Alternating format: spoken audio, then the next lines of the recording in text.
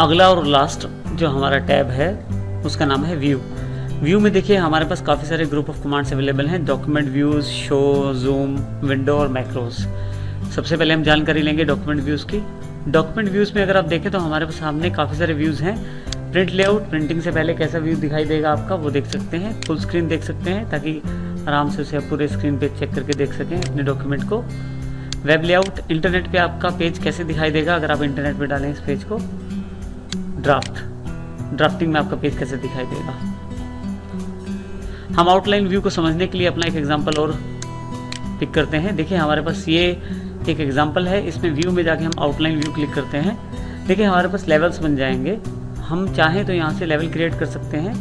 हमारे पास ये कुछ ऑप्शंस दिए गए हैं, आउटलाइन टूल्स अवेलेबल हैं जिसके द्वारा हम लेवल्स बना सकते हैं। जैसे कि मैं फाइल, न्यू, ओपन, ये जो कमांड्स हैं न्यू, ओपन और सेव, इनको मैं फाइल के अंदर रखना चाहता हूँ। कट, कॉपी, पेस्ट जो है होम के अंदर, और ये तीनों क्लिप आर्ट, टेबल और पिक्चर इंसर्ट के अंदर। ये लेकिन सारी की सारी कमांड्स वर्ड के अंतर्गत आनी चाहिए।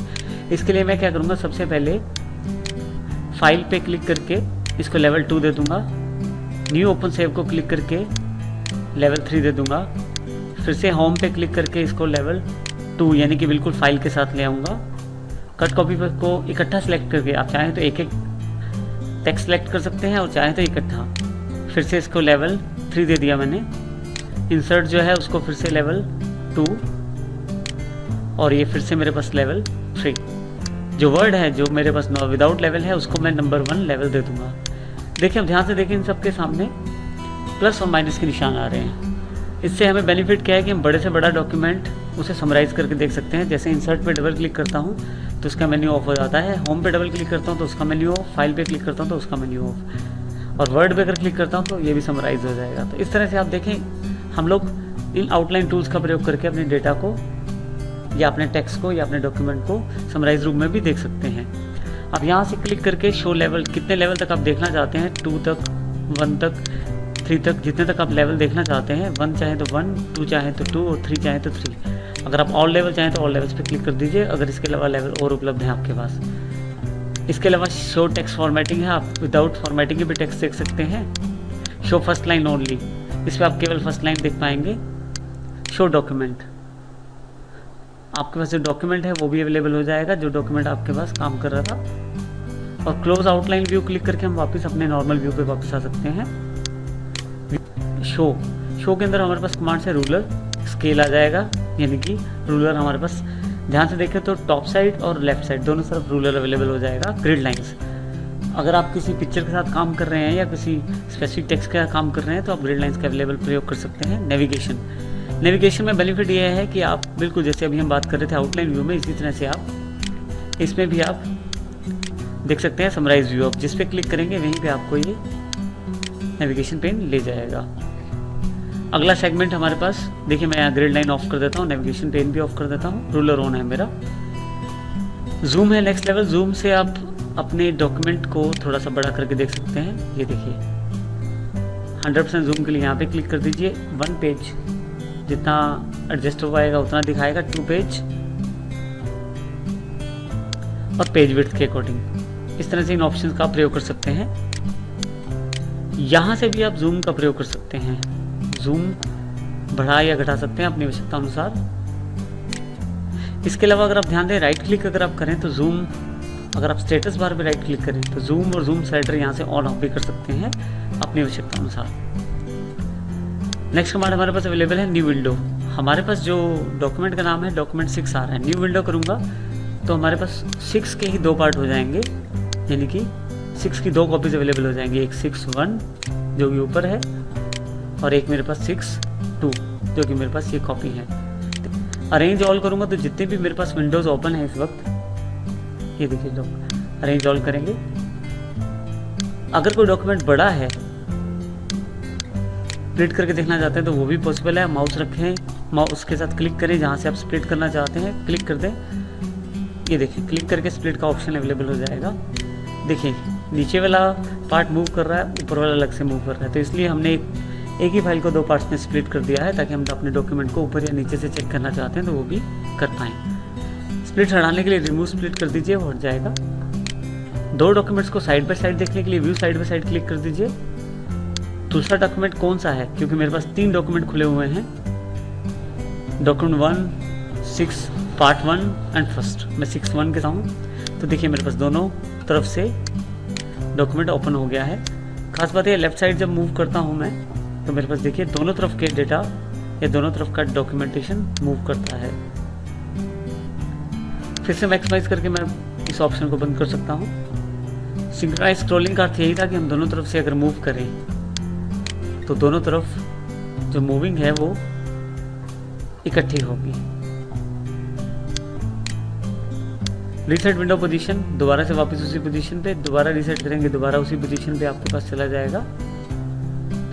स्विच विंडोज, अगर आप किसी दूसरी विंडो पे यहीं से जाना चाहते हैं तो आप क्लिक कर दीजिए, जैसे डॉक्यूमेंट 1 पे, ये आपके पास डॉक्यूमेंट 1 खुल गया। यहाँ से आप मैक्सिमाइज करके इसे देख सकते हैं। इस तरह से आप विंडो ऑप्शंस का प्रयोग कर सकते हैं। नेक्स्ट ऑप्शन हमारे पास जो अवेलेबल है वो है मैक्रोस के रूप में। ऐसा कार्य जो आपको कई बार करना पड़ता है अपने डॉक्यूमेंट्स में और बार बार करना पड़ता है, उस कार्य के लिए आप मैक्रोस बना सकते हैं। मैक्रोस बनाने के लिए मैक्रोस पे क्लिक कीजिए। देखिए यहाँ 2 ऑप्शन अवेलेबल हैं, व्यू मैक्रोस और रिकॉर्ड मैक्रोस। अब रिकॉर्ड, क्योंकि हमारे पास अभी कोई मैक्रो अवेलेबल नहीं है, इसलिए हम रिकॉर्ड मैक्रो पे क्लिक करेंगे। आप जो नाम रखना चाहते हैं मैक्रो का वो नाम रख दीजिए। 2 ऑप्शन है यहाँ पे हमारे पास, बटन के साथ मैक्रो बनाना और कीबोर्ड के साथ। पहले हम बटन के साथ बनाएंगे, बटन पे क्लिक कीजिए। ये जो आपका मैक्रो का ऑप्शन यहाँ अवेलेबल है आपके पास इस वर्ड ऑप्शंस में, यहाँ से आप इसे ऐड कीजिए। अगर आप ऐड करते हैं तो एक क्विक एक्सेस टूल बार यानी कि यहाँ ऊपर दिखाई देगा। अगर आप ऐड नहीं करेंगे तो फिर दिखाई नहीं देगा। अब ये देखिए, ये पहले एक बटन पहले है और एक मैंने ऐड किया है, तो ये दोनों एक जैसे दिखाई दे रहे हैं। मैं चाहूँ तो इसे चेंज कर सकता हूँ। मॉडिफाई पे जाइए। अब यहाँ कोई और आइकॉन ले सकते हैं जिससे कि वो थोड़ा बटन अलग दिखाई दे। इसके पश्चात इसे ओके कर दीजिए। एक कैसेट का निशान आ जाएगा आपके एरो के साथ, इसका मतलब रिकॉर्डिंग आपकी शुरू है। अब जो कार्य आप करना चाहते हैं वो करें। जैसे मैं होम पे जाता हूँ और अपना एक लोगो तैयार करना शुरू करता हूँ।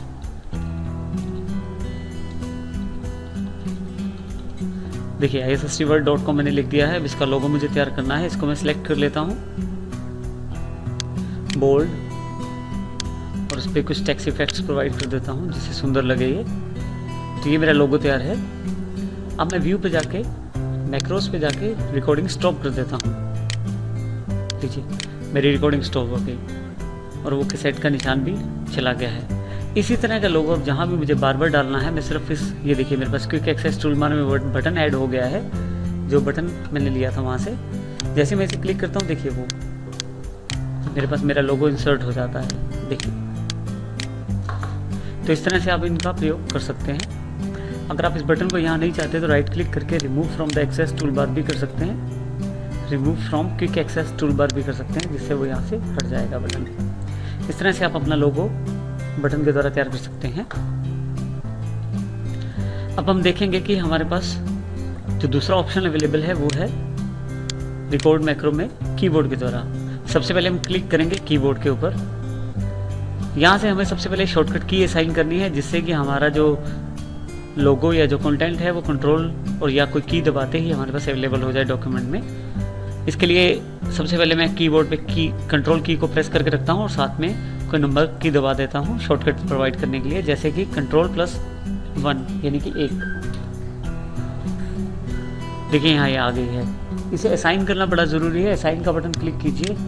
जैसे आप असाइन का बटन क्लिक करते हैं करंट कीज में ये अवेलेबल हो जाएगी। चाहे तो यहाँ से रिमूव कर सकते हैं, क्लोज कर दीजिए। हमारे पास कैसेट का निशान आ गया है। इसका अर्थ यह है कि रिकॉर्डिंग शुरू हो गई है। अब हम जो अपना नॉर्मल लोगो बनाना चाहते हैं उसे बनाएंगे।